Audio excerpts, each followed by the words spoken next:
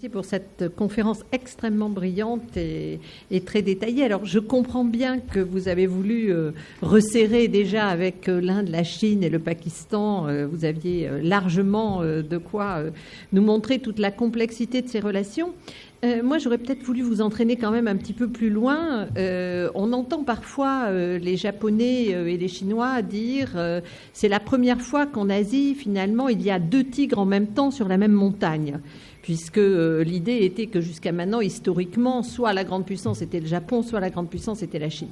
D'une certaine façon, j'ai l'impression qu'aujourd'hui, il y a 3 tigres sur la même montagne, parce que même si l'Inde, aujourd'hui, n'a peut-être pas encore tout à fait les capacités qu'elle pourrait souhaiter avoir, elle est quand même sur ce chemin. Donc la question que je me posais, c'est finalement, quand il y a 3 tigres, il faut des complémentarités écologiques ou il faut au moins un mode de relation. Est-ce que ça fait partie des réflexions que vous avez aujourd'hui? Parce qu'on voit quand même des rapprochements Japon-Inde qui se passent en ce moment, y compris sur le plan économique. Donc qu'est-ce que vous pourriez nous dire de ces relations entre ces 3?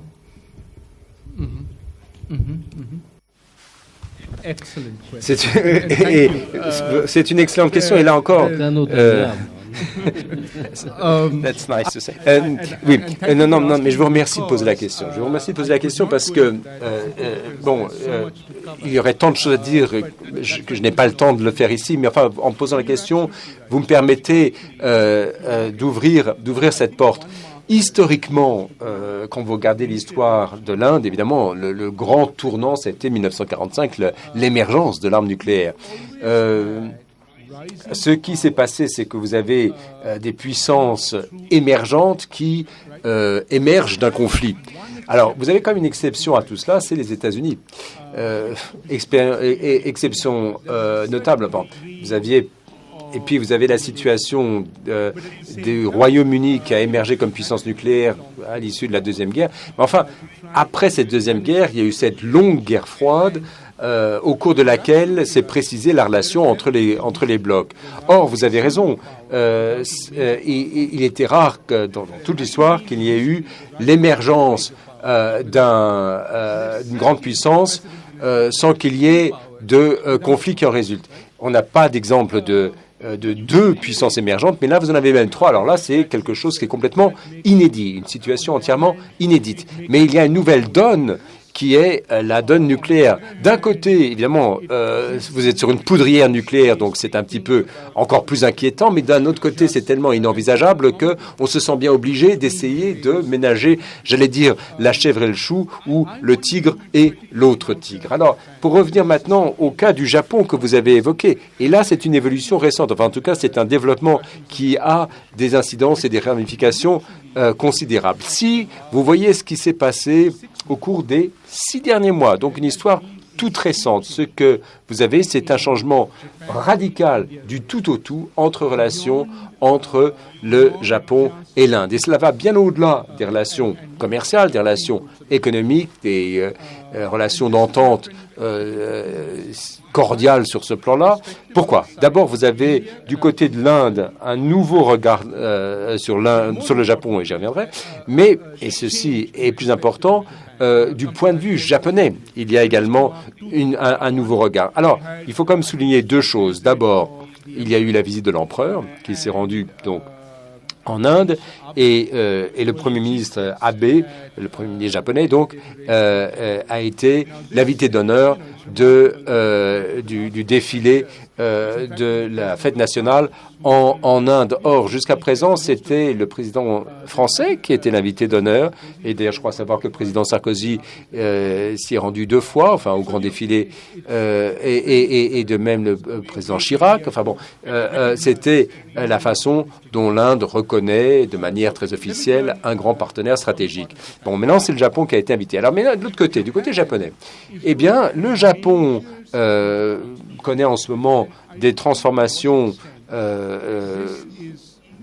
en profondeur alors je ne sais pas si c'est uniquement lié à la politique du gouvernement Abe, enfin au Premier ministre, ou s'il y a là quelque chose de plus systémique, c'est-à-dire que vous avez peut-être affaire à un changement qui vient du tissu japonais lui-même, enfin du pays lui-même. Alors, jusqu'alors, les alliés stratégiques du Japon étaient définis sur les axes suivants. Bon, disons qu'il y avait deux écoles de pensée au Japon par rapport à cela. D'abord, il ne fallait au Japon qu'un seul pays partenaire pour assurer sa sécurité, à savoir les États-Unis. Bon.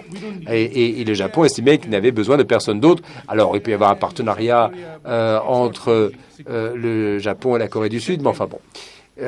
C'était les États-Unis, le grand parapluie. Puis, deuxième école de pensée, certes, cette relation est essentielle, mais pour autant, on peut essayer de mieux répartir le risque en créant d'autres partenariats stratégiques qui pourront venir étayer le partenariat entre le Japon et les États-Unis. Alors, l'idée, donc, c'était d'aller éventuellement au-delà de cette relation nippo-américaine. Et puis, on peut se dire que même ce faisant, de toute façon, de tous les partenaires, seuls les États-Unis seront un partenaire nucléaire, les autres ne l'étant pas. Donc, évidemment, cela présentait évidemment un obstacle majeur à la relation entre l'Inde et le Japon, puisque comment traiter avec l'Inde, qui est un État nucléaire, qui est, dans une certaine mesure, se retrouve dans la même sphère que les États-Unis, mais ne sera jamais un allié, mais c'est en même temps un État nucléaire. Alors,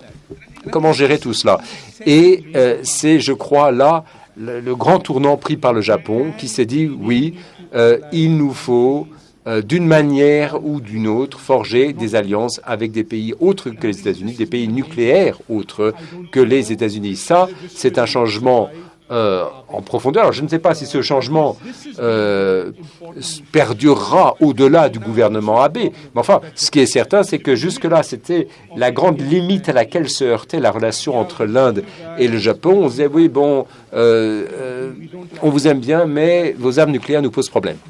C'est un petit peu ça, les limites. Et puis maintenant, la question, c'est jusqu'où peut-on aller dans ce sens-là, de cette relation, de cette nouvelle relation entre l'Inde et le Japon? Alors, du point de vue de l'Inde, bon, l'Inde ne veut pas être considérée comme le caniche des États-Unis dans le conflit entre les États-Unis et la Chine. L'Inde veut être un acteur à part entière, mais en même temps, la relation entre l'Inde et le Japon, où va-t-elle? À un moment donné, le Japon invoque l'amitié ou le partenariat stratégique avec l'Inde, mais à ce moment-là, quel sera le prix à payer pour une telle alliance? Donc, disons que les choses sont encore en train de se faire, mais bon, les parallèles qu'on est en train de tracer, enfin les genres de partenariats peuvent évidemment commencer à voir le jour. My name is Krishan Kumar. Je m'appelle Christian Kumar, je fais des études à Sciences Po avec le professeur Guillaume.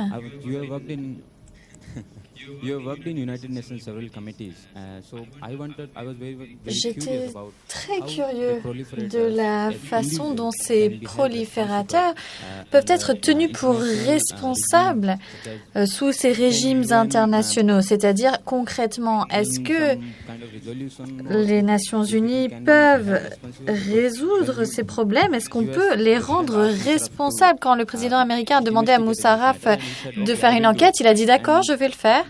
Mais il n'a pas fait grand-chose. Et ces gens peuvent aller où ils veulent dans le monde. Et c'est une grande menace pour la prolifération en Asie, mais partout dans le monde. Donc comment rendre ces gens comme Akukan responsables au niveau international? Le pauvre Jérôme, là, il doit courir. Ce serait bien si on avait 2 micros la fois prochaine. Merci. Olivier Martin, MBDA. Je n'aurai sans doute pas la possibilité de poser des questions aussi pertinentes que nos deux questionneurs de la tribune. Je vais essayer. On a parlé de 3 tics, je voudrais parler d'un 4e, la Russie. Elle n'est pas dans l'Asie du Sud. Néanmoins, elle a des relations anciennes et actuelles importantes, tant avec l'Inde qu'avec la Chine. Quelle est l'influence dans la stratégie et la doctrine d'emploi de la dissuasion de la Russie Est-elle neutre ou est-elle un élément de stabilité? Merci. Alors, on va prendre la question de Bruno, puis après on va arrêter. Je prendrai une autre série de questions après. Merci Louis. Pardon d'avoir été absent quelque temps. J'espère que les questions que je vais vous poser n'ont pas déjà été répondues. D'abord, je dois dire que votre manière de présenter l'Asie comme partant de l'Est de Suez est à la fois utile et troublante. Utile parce qu'elle nous permet de souligner à juste titre les multiples connexions stratégiques qui existent entre l'Asie et le Moyen-Orient. Troublante parce qu'elle nous empêche de prendre en compte des épisodes récents des 20 dernières années qui ont eu une certaine importance du point de vue de la prolifération. Par exemple, la coopération entre la Chine et l'Algérie, ou encore les quelques liens qui ont existé entre la Corée du Nord et la Libye. Voilà. J'ai une question d'abord sur votre description du paysage. Et d'ailleurs, ma question rejoint celle qui a été posée à l'instant. Vous décrivez la Russie comme a proliferation challenge. Russia, a proliferation challenge. Je ne suis pas sûr que la Russie soit un défi en termes de prolifération, parce que finalement, et la question peut apparaître un peu provocante, mais les craintes qu'on pouvait avoir au début des années 90 sur le niveau d'assistance, sur les fuites de technologie, voire de matières qui pouvaient avoir lieu en provenance de Russie ou de l'ex-URSS, ont finalement été très limitées. Certes, il y a des assistances russes dans le domaine des missiles, mais est-ce que véritablement la Russie, qui est un défi à bien des égards, nous le savons bien entendu particulièrement ces jours-ci, mais est-ce que c'est un défi de prolifération? Deuxième question, on dit souvent que la Chine est le pays le moins transparent sur ses capacités nucléaires. Est-ce que c'est vrai finalement? Est-ce que vous pouvez nous dire, de votre point de vue, que l'Inde et le Pakistan sont véritablement plus transparents que la Chine dans le domaine nucléaire? C'est une question honnête. Je n'ai pas de... J'ai mon idée là-dessus, mais je crois que quand on creuse un peu le sujet, on se demande si véritablement la Chine est une exception. C'est certainement une exception dans les P5. Et on peut dire que les responsabilités à la fois de P5 et de N5 justifient pleinement de stigmatiser l'attitude chinoise dans ce domaine-là. Mais sur le fond, est-ce qu'il y a vraiment, au regard des autres puissances nucléaires asiatiques, une différence? Deuxième question, vous parlez de la réaction pakistanaise à ce qu'on a appelé la doctrine Cold Start, peu importe si elle s'appelle Cold Start ou pas, elle existe, et en tout cas elle existe pour les Pakistanais, quelle que soit sa réalité militaire au sein de l'état-major indien. Comment est-ce que l'Inde réagit? L'Inde dit toujours, moi je ne veux pas être dans le tit for tat ou être dans l'action-réaction en permanence vis-à-vis du Pakistan. Mais pourtant, c'est bien ce qu'elle fait. Et n'est-ce pas ce qu'elle va continuer à faire, peut-être à son corps défendant, mais en tout cas, est-ce que l'Inde n'alimente pas elle-même cette compétition, ce jeu d'échecs virtuel de la dissuasion qui se déplace maintenant au niveau du théâtre? Troisième question, pardon. Tu me permets, Louis, encore d'en poser une rapidement alors. Rapidement. Oui. Non, alors ça va être juste une remarque. Parce que sinon la question aurait été trop longue. Permets tout, monsieur. J'aurais ajouté dans le tableau stratégique de l'Asie, j'aurais ajouté au moins une, si ce n'est d'autres, au moins une puissance émergente, c'est la Corée du Sud. La Corée du Sud s'est affirmée dans les 10 dernières années comme une puissance économique dont le décollage a été beaucoup plus rapide, encore plus rapide que nombre de commentateurs pensaient qu'elle le serait il y a 15 ou 20 ans. Est-ce qu'il y aura également des suites du point de vue militaire, voire nucléaire? C'est une autre question. Mais je pense qu'aujourd'hui, un tableau stratégique de la compétition et de l'émergence de nouvelles puissances en Asie ne peut pas faire l'impasse sur la Corée du Sud. C'est une remarque plus qu'une question. Alors, ça valait la peine, effectivement, que tu pousses plus loin ton questionnement. Juste une chose, sauf si j'ai été inattentif, dans une des présentations, j'ai vu que sur les armements français, il y avait écrit non officiel, mais je pense en réalité que l'information, elle est désormais complètement officielle. Elle est dans le livre blanc de 2013, elle était dans le discours de Nicolas Sarkozy sur le nombre de têtes. Donc, on fait au moins un effort de transparence, au moins équivalent à celui de la Chine. Donc, ça, je pense que sur ce point, peut-être d'ailleurs, on faudrait reviser les documents français qui sont très publics sur la consistance de l'arsenal nucléaire et le nombre de têtes. Voilà, c'était juste un point. Oui, nous y reviendrons. Merci encore pour la grande richesse et la grande diversité de ces questions. Je vous en suis vraiment très reconnaissant. Je vais commencer par cette notion des régions. Au niveau historique, et cela s'inscrit dans ce problème de changement de l'ordre nucléaire mondial, puisque pendant aussi longtemps, cet ordre nucléaire a été vertical, pyramidal, déterminé par deux acteurs principaux et qui dominaient tout le reste. Et tout le reste pouvait être subordonné à cet ordre mondial. Donc ce qui s'est produisait dans les régions pouvait soit être isolé, contenu dans ces régions et ne pas avoir de répercussions sur l'ordre mondial. Et ceci a été vrai pendant presque toute la durée de la guerre froide. Mais aujourd'hui, ce n'est plus le cas. Aujourd'hui, ce qui se produit au niveau régional a un impact sur d'autres régions, mais a aussi un impact sur la dimension globale de l'ordre mondial. Donc, cette remarque sur le réseau d'Akukan, par exemple, et ces liens clairs entre le Moyen-Orient et l'Asie sont prises en compte dans cette évolution. Mais il y a un processus d'apprentissage qui est un processus de fond qui se produit actuellement. Il y a différentes approches qui se développent dans différentes régions. Et même là, il y a des doublons ou des juxtapositions. Je vais vous donner deux exemples. Si on regarde l'Asie du Sud anciennement et le Moyen-Orient, eh bien, au début des années 70, c'est-à-dire à partir de 1974, le Pakistan voulait une zone libre d'armes nucléaires dans le sud asiatique et leur cible, c'était le programme nucléaire indien, bien évidemment.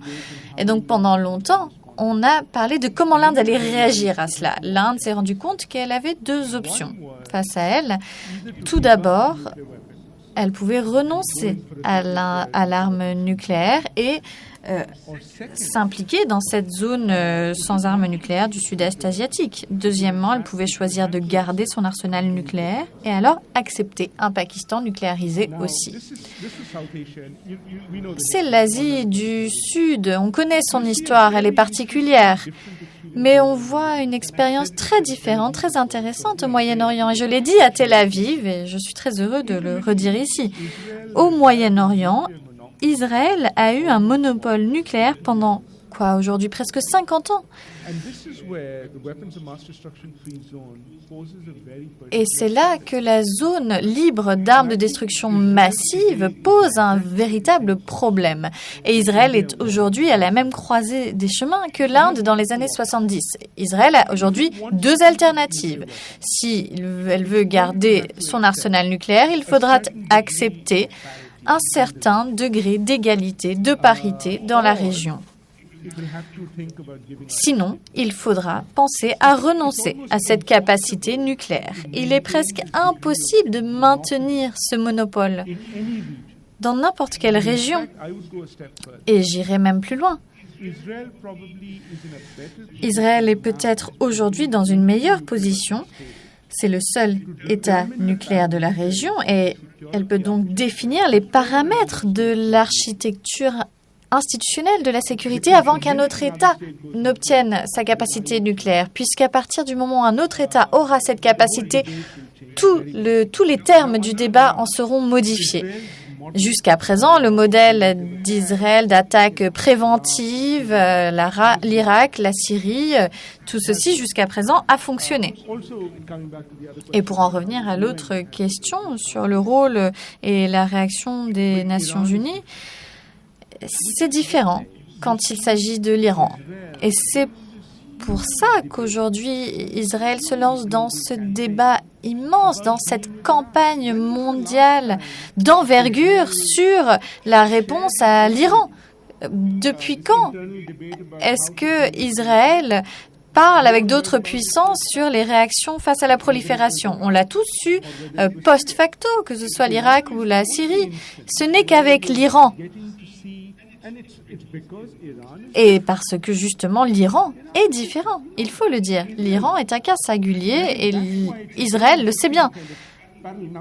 C'est pour ça qu'aujourd'hui, c'est une situation qui ne concerne aucunement l'Asie du Sud. Mais cette façon dont ces deux puissances apprennent ou n'apprennent pas les uns des autres présuppose une expérimentation en cours très intéressante.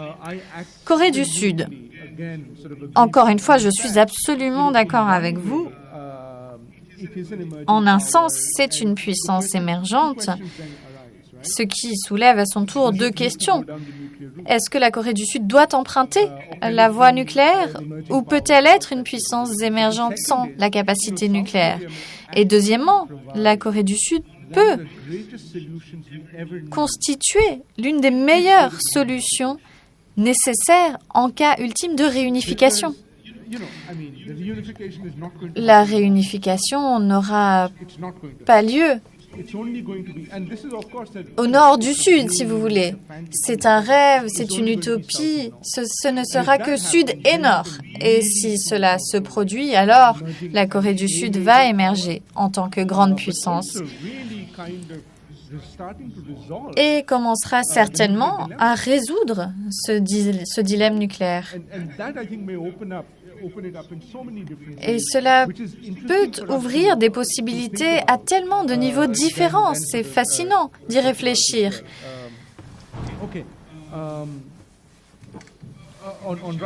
Concernant la Russie, puis j'en viendrai aux dernières remarques. La Russie est un cas complexe. C'est une grande puissance,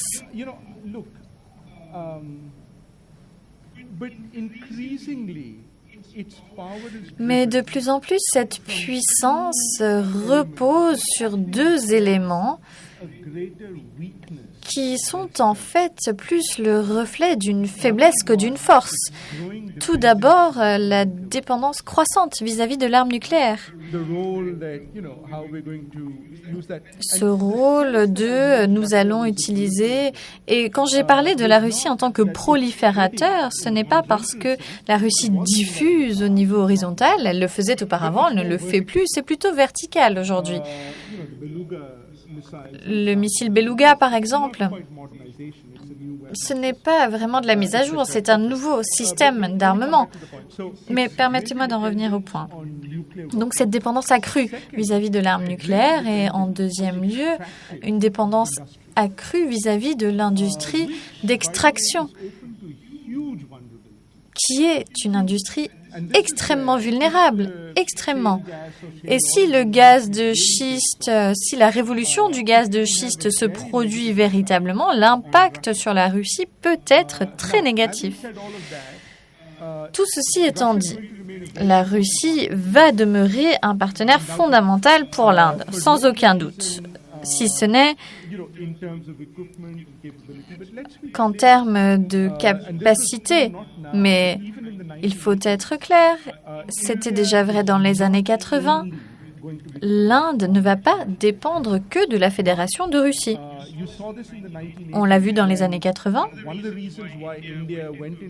Lorsque l'Inde a connu une crise économique majeure en 1990 parce qu'elle a acheté tout ce matériel de bonne qualité mais cher de l'Europe, dont la France. Et ceci peut se reproduire sur une longue période parce qu'il y a justement des limites. Des limites concernant les capacités du matériel russe, et de plus en plus. Et c'est un signe. En ce sens, c'est une relation très intéressante. Mais j'ai des sentiments mitigés sur la façon dont la Russie sera un acteur d'envergure. On pourrait dire que dans des négociations primordiales dans l'Asie du Nord-Est, Corée du Sud, Corée du Nord. Quel rôle joue la Russie? On fait tous semblant de dire que la Corée du Nord n'est pas un État nucléaire, mais elle l'est, et de plus en plus. Et à chaque jour et chaque année qui passe, la Corée du Nord sera de plus en plus nucléaire. Qu'est-ce que la Russie a apporté sur ce dossier? Elle a tout externalisé à la Chine. Et la Chine dit « Nous organisons des discussions à 6 parties. » Il ne donne pas de résultats puisque l'enjeu n'est pas le même pour la Chine. Cela peut changer, mais pour l'heure, la Russie n'a pas joué de rôle primordial et je pense que la Russie a joué un rôle plutôt négatif que positif sur nombre de ces dossiers. Deux autres idées que je souhaiterais formuler. D'abord, votre question sur les Nations Unies.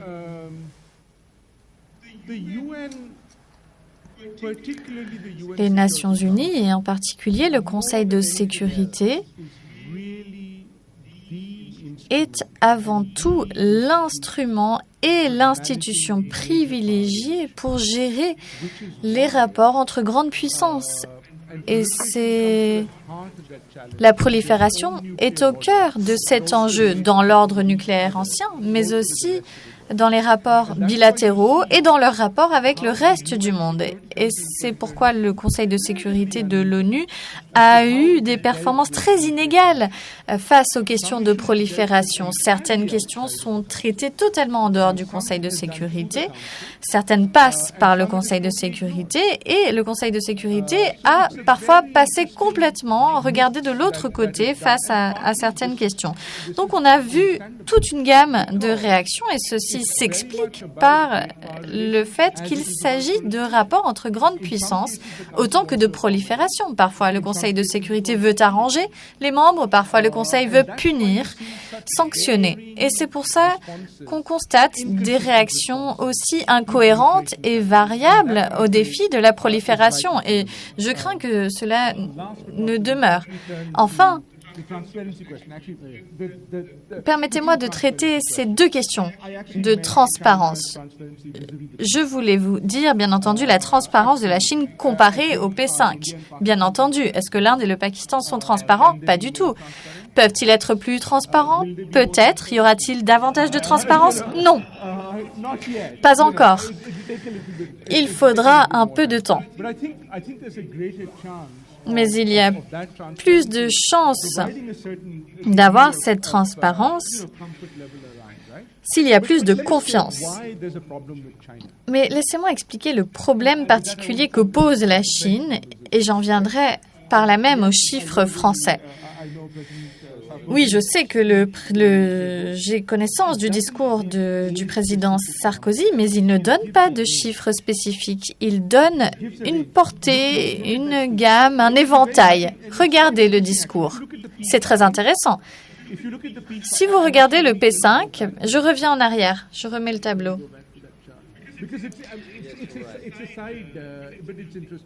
C'est intéressant. Regardez, la Russie a donné des chiffres au dernier TNP, traité de non-prolifération, mais ce sont des chiffres qui sont totalement incohérents. C'était tellement confus que même la Russie ne savait pas combien d'armes elle avait. Les États-Unis ont créé une fiche d'information avec un chiffrage très précis, 5113. Le Royaume-Uni,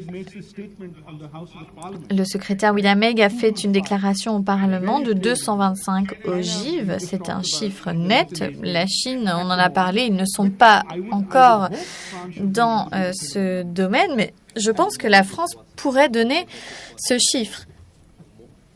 C'est de 350 et le We've discours gone officiel from dit 350 and the official statement now says less than 300. Oui, mais ce n'est pas un chiffre précis. Il n'y a pas de chiffre américain. Non, ce n'est pas le chiffre des États-Unis. Regardez les autres. Je suis d'accord. Et c'est pour ça qu'il faut regarder la deuxième colonne sur le contrôle d'armes. C'est actif et inactif. 3500 inactif, retiré. Mais deux éléments que je souhaite mettre en avant ici. D'abord, je pense et j'espère que la France pourrait être beaucoup plus spécifique sur son arsenal. Regardez les chiffres du Royaume-Uni, ce sont certainement les chiffres les plus bas du P5. Et cette logique indique que même la Chine est en mesure d'être précise dans ses chiffres. Si elle en a plus de 225, ce n'est pas un problème. Combien d'entre vous pensez que la Chine a vraiment moins de 225 ogives? Si la Chine avait vraiment moins de 225 ogives, elle serait dans une situation très indélicate et je ne pense pas que la Chine soit dans cette situation aujourd'hui. Merci. Après l'élève, le maître, donc Guillaume, tu as la parole. On prend la dernière série de questions et je laisserai conclure Isabelle. Nicole. Est-ce qu'il y a d'autres, est-ce que je repère dans la salle, est-ce qu'il y a d'autres demandes? D'autres questions? Alors, Guillaume, Nicole et Isabelle, et on conclura. Vous avez évoqué les projets maritimes et j'aimerais vous pousser un peu sur le volet océan Indien. L'essentiel de vos cartes ont montré un dialogue indo-pakistanais terrestre. Est-ce que l'apparition d'une composante maritime va changer l'équation et quelles pourraient être les évolutions doctrinales liées à cette nouvelle composante? Le deuxième point, l'océan. Vous avez évoqué la mer de Chine, mais vous n'avez pas véritablement évoqué l'océan Indien, qui est pourtant la zone des lignes de communication stratégiques, qu'elles soient pour l'énergie, mais aussi pour la prolifération. Est-ce que l'Inde se sent une vocation à devenir le shérif de cette zone, avec ou non en partenariat avec les États-Unis? Je pense par exemple au PSI. Et si j'avais une troisième question, vous avez évoqué le Vietnam. Quelle est votre opinion sur le point de confrontation éventuelle concernant la Birmanie, Myanmar? Nicole. On le prend les trois? Non. Okay. Ouais. Moi, c'est trois petites questions qui m'ont été suggérées par vos réponses aux questions, plus que par la conférence que j'ai trouvée extrêmement lumineuse. Ma première question, c'est sur la réunification de la Corée. Je suis d'accord avec vous pour dire que s'il y a réunification, elle se fera sur le modèle sud, c'est-à-dire démocratique et libéral. Mais l'idée d'une Corée unifiée, démocratique, développée et nucléaire vous paraît-elle absolument inenvisageable? Deuxième question, sur l'Iran. Vous avez eu l'air de restreindre l'ambition nucléaire de l'Iran à la relation avec Israël, sans mentionner jamais le Pakistan dans cette affaire. Or, il me semble que le triangle Israël, Iran, Pakistan est important et j'aimerais vous entendre un peu là-dessus. Et ma dernière question est sur la Chine. Vous avez dit que la Chine était généreuse dans le transfert de ses technologies nucléaires. Alors on peut comprendre pourquoi le Pakistan, parce que vis-à-vis de l'Inde, c'est traditionnel. Mais pourquoi vis-à-vis de l'Iran? Pourquoi à ce point la Corée du Nord? Quelle est la stratégie de la Chine derrière cette politique? Merci. Merci Nicole. On vous laisse répondre, puis ensuite Isabelle. On vous laisse répondre. Okay. On vous laisse répondre d'abord à ces questions et ensuite. Thank you. Merci. Encore une fois, c'est une grande richesse de questions. J'aurai besoin de temps pour y répondre, mais je tâcherai d'être le plus bref possible. Toutes ces questions sur l'océan Indien, eh bien, je vous suggère de venir à ma conférence de la semaine prochaine. Je répondrai à toutes ces questions. Donc, soyez indulgents ce soir et rendez-vous la semaine prochaine. Concernant la Birmanie,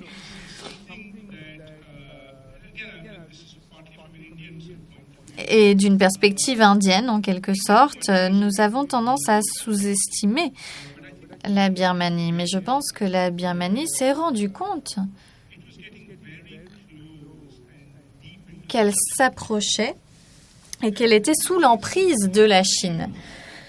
Il y a beaucoup d'explications à cela, mais la Birmanie a commencé à changer en cherchant des alternatives à la Chine.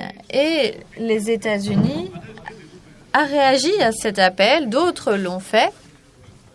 Il y avait l'Inde, il y avait d'autres acteurs.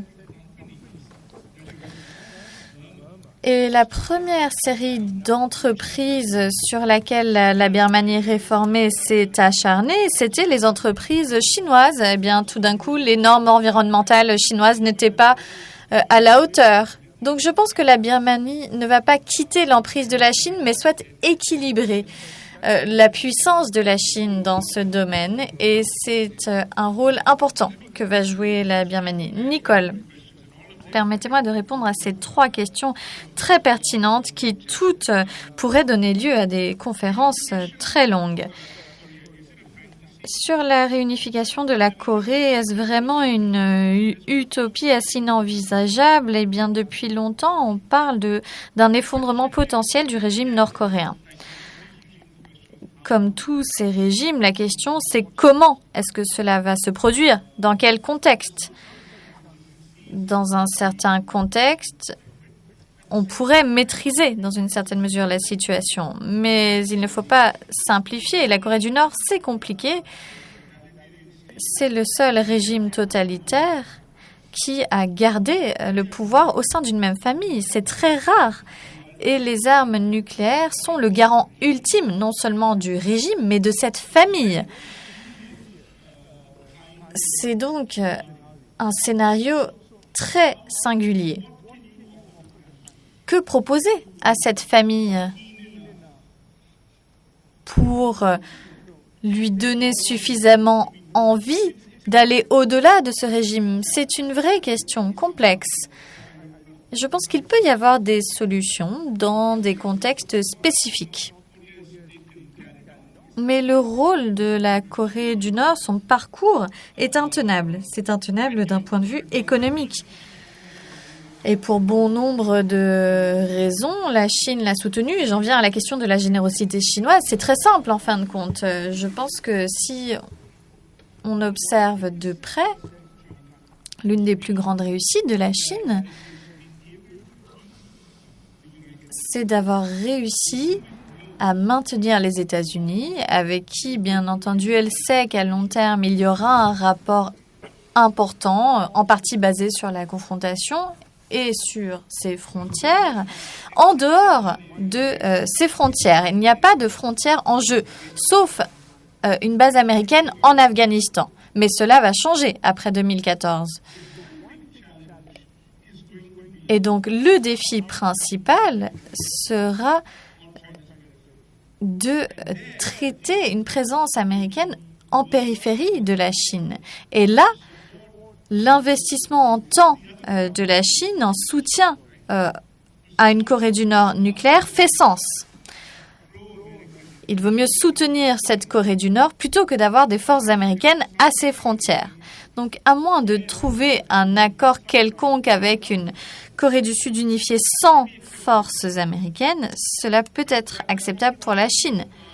Mais ce n'était certainement pas envisageable lorsque le rapport avec la Corée du Nord a commencé. Mais encore une fois, je voudrais dire que comme la Russie, la Chine se démarque aujourd'hui, se distingue de cette prolifération horizontale aujourd'hui. Il est très difficile de dire qu'il y a des empreintes chinoises sur les initiatives nucléaires nord-coréennes. Peut-être quelques transborders, mais pas au-delà. Et c'est nouveau. Et c'est là le cœur du dilemme chinois. S'agissant du rôle du Pakistan,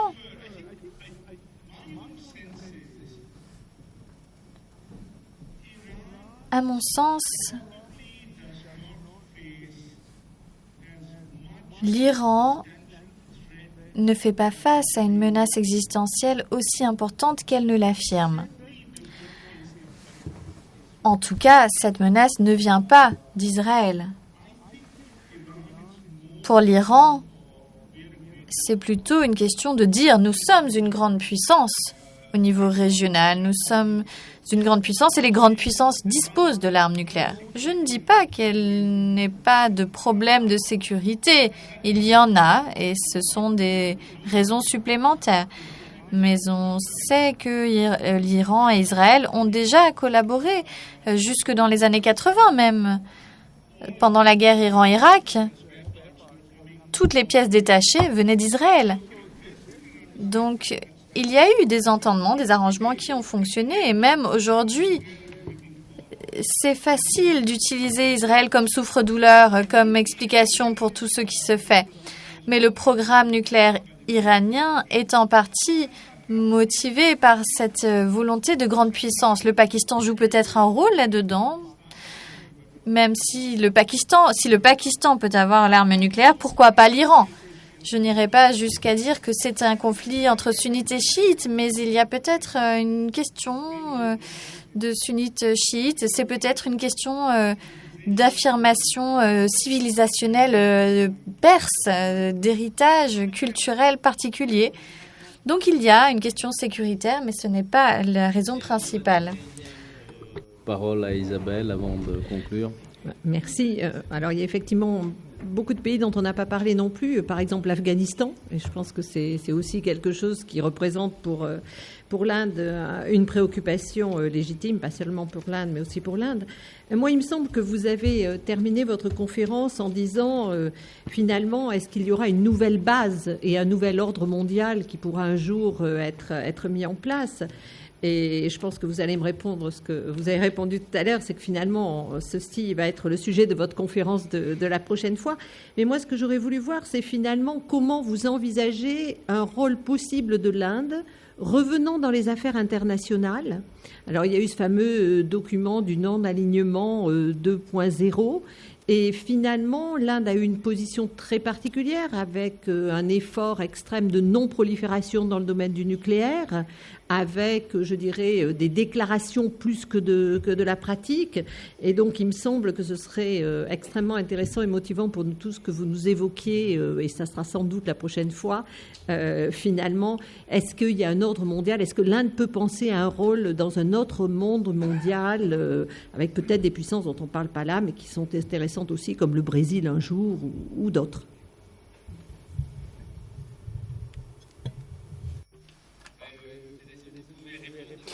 Très habile, parce que c'est d'une certaine manière vous appelez à revenir la fois prochaine pour entendre enfin la réponse à cette question et à celle de Guillaume. Merci à tous. Donc à lundi prochain dans la même salle et avec Paul. Merci.